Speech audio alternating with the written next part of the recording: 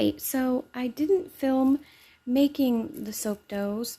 It was just too difficult last night. I was making soap very late at night and I was too tired to get out all the equipment, the tripod and everything, but I did want to film wrapping it up, and I will link my first soap dough video below so you can see how I did those from start to finish.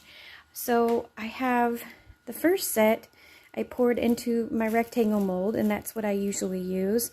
These three here are turmeric, and I wanted a nice deep orange color for all of my fall pumpkin related soaps. And then here I have brown for cocoa powder. And then over here, these are black for activated charcoal and blue. It doesn't look all that blue right now, but when I pull it out of the mold, you'll be able to see. So I usually like to reuse my plastic wrap as many times as possible, and I think last time, my last batch of soap dough that I had used up, it got raw soap batter on them and they kind of melted a little, so I had to use fresh plastic wrap this time. I like to keep it to a minimum of what I throw away, so I use it as many times as possible, but just when raw soap batter gets on something, that's just the end of it because it gets very hot and it melts. But I will show you what I do for containers. That is always really important to me, to reuse containers that you get just in life that are very hard to recycle. I just like the perfect use for them. I don't really like to buy Tupperware if I can help it, because so many packaging that you get from the grocery store is like Tupperware. Might as well reuse what you are given, right? So I like to put on gloves when I deal with just the beginning of getting the soap dough out. I don't usually use gloves when I sculpt things. It's just for the initial unmolding. They had just been made less than 24 hours ago, so I feel like it's safest to handle it, and also just to keep my touching it to a minimum so it stays fresh. So I already have some pieces ripped off and ready to go. And after you make soap dough, always cover it up with plastic wrap overnight to keep it from getting way too hard, so it doesn't set up like a full regular soap. They are very sticky too, so it's another reason to use the gloves. So here is one of the cocoa powders. I like to wrap them individually in their little molded shape. This is just the one that I used to put on top of it, so of course I'm going to reuse that one. And this container, again, is one that came from the grocery store. I usually do all my baking and everything for my kids myself, but when it gets hot summertime, we don't have air conditioning, I am more likely to go to a bakery because it's just easier. It's hard to bake when your house is 90 degrees. This is a nice square container that little donuts came in, so it's perfect to reuse.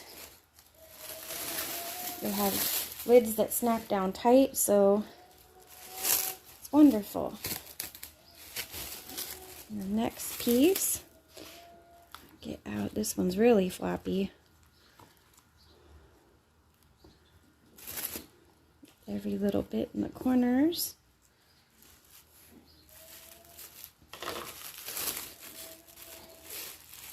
And the nice thing about when they're in this rectangle is that they stack like blocks in there.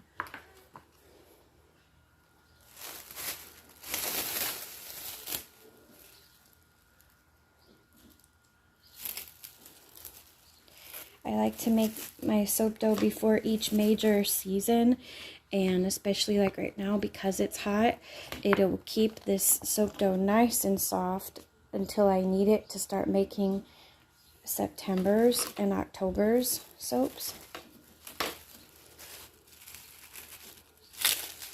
You want to make sure you get all the air out, make it as airtight as possible. Okay, so next to start working with the turmeric.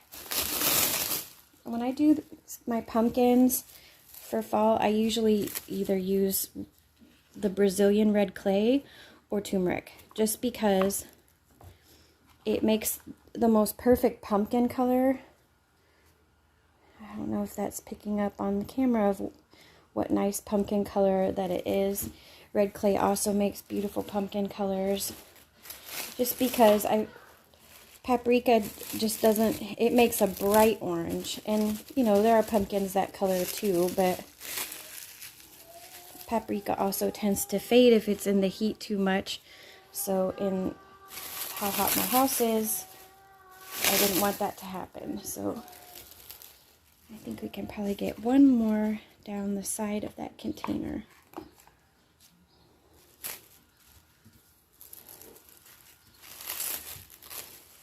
And my soap dough is just my regular recipe. I know that a lot of other soapers, you do with what you're comfortable with. If you have two separate recipes, one for soap and one for soap dough, that's perfectly fine, you know, of course. But my recipe, because it doesn't have too many liquidy oils, it's just 4 oils. Mine is coconut and olive and shea and cocoa butter. So to me, it makes the most perfect soap dough consistency as it is. So I've never really worried about trying a different recipe. It does just fine. So that one is full. I'll snap the lid down.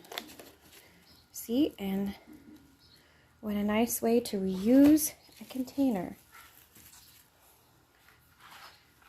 So,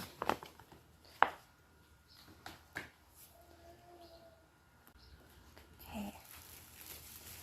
So next we work with this container, or this mold, I'm sorry.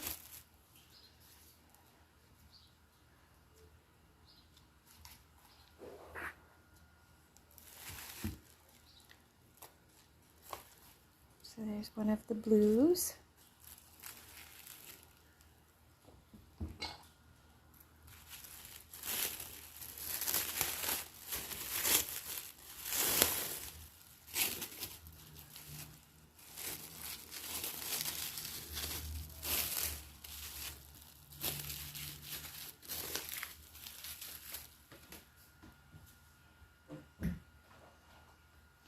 And I had showed these containers the last time. They are from a takeout restaurant, and they are actually recyclable. They have the little symbol on the back, and you can actually wash these and put them in the dishwasher. So I reuse these every time. I just wash them in the dishwasher, and they are good, nice and clean. They have a nice snapping lid too, so they're just perfect for that.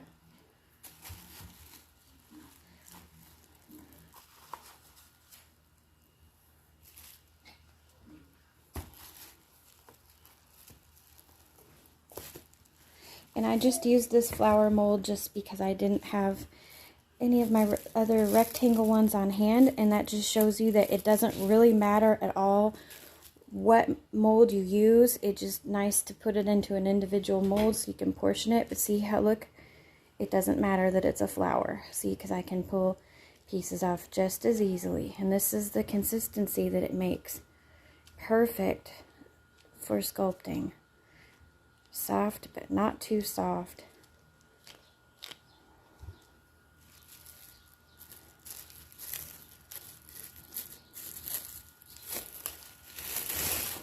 As I've said before, is the beauty of indigo is that you can make so many different shades of blue.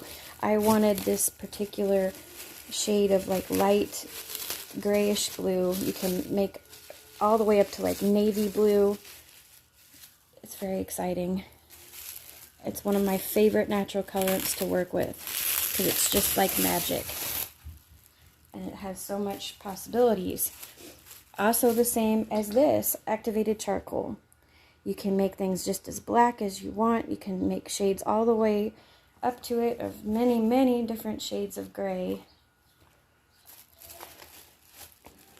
And see, I'm handling these last because black is so messy, but here's one of the black ones. Again, I'm going to need this black for the same exact soap for October that I'm excited about making.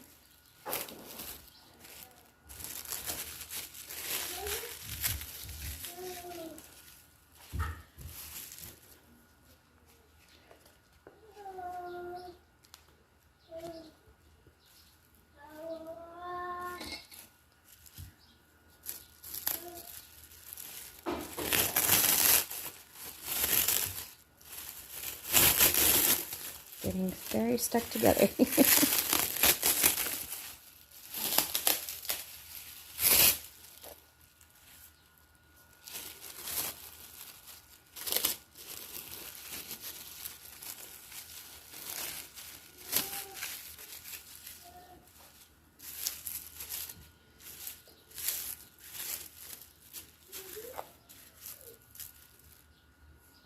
The very last one, which is just kind of a half a one.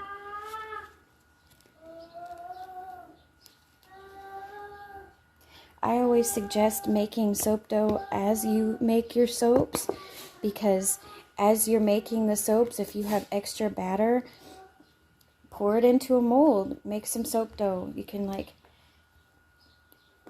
keep things going like that too, where you just make things as you go, because sometimes you just have just a little bit extra. So throw it into a little individual mold like this, cover it with some plastic wrap, and then the next morning you have some soap dough. So that's the last one. Put these in some different ones.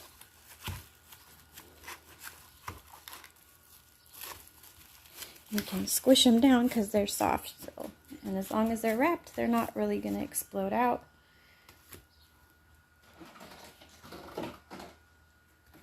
And see, these are the lids. And you heard that noise? They snapped down nice and tight.